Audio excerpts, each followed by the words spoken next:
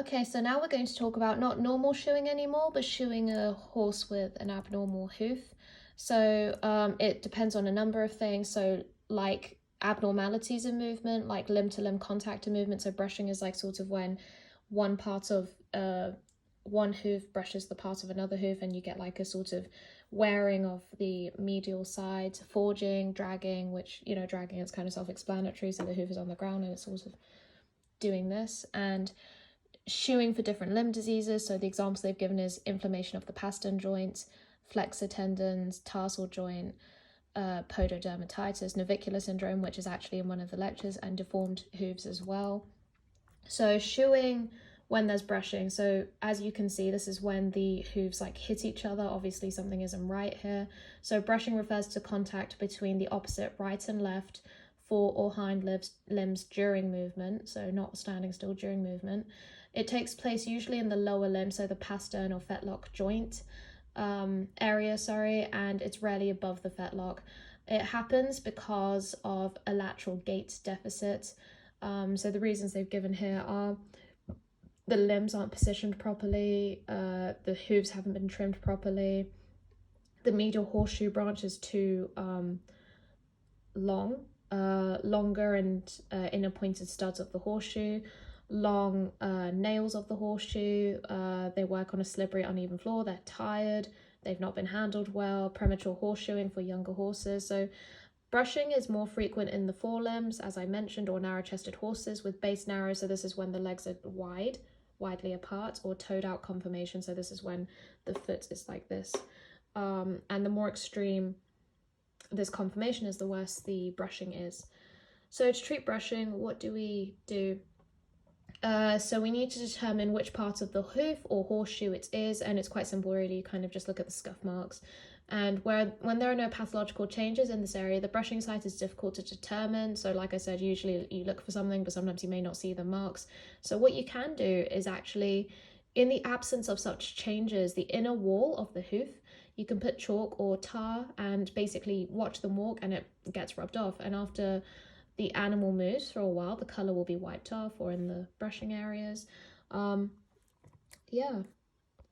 So when brushing is in the area of the toe, you use a special horseshoe, and basically its inner branch in the front is very narrow, with no nail openings, you can see that. And when you have brushing with the lateral part of the hoof or the horseshoe, or you use a lateral brushing horseshoe. And its inner branch is narrower than the outer branch. There are no nails in this place.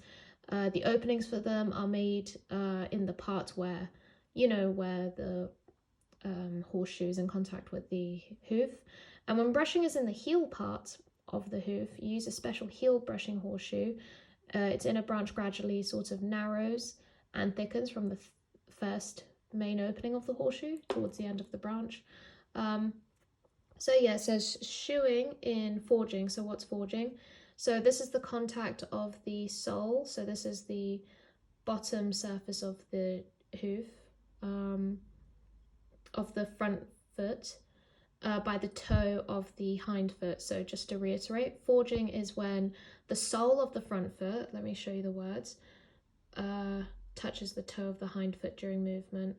So basically the hind foot hits the front leg on the same side, and it's more common in horses with short backs or short coupled or relatively long hind legs. So either short front legs or long hind legs.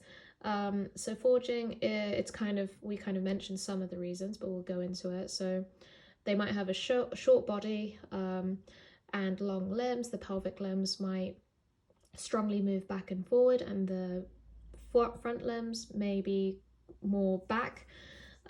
Trimming may not be done properly. The toe parts may be too long, and the heel parts may be shorter of the front hooves after trimming. So these are kind of related. So when we say insufficient trimming, it usually means this.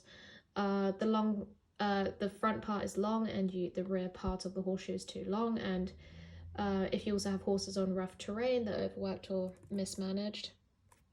So when we want to treat forging, we need to remove the contact so that the touching of the front of the hoof with the back of the next one. And you do this often after proper trimming or shoeing, and you can remove the forging this way.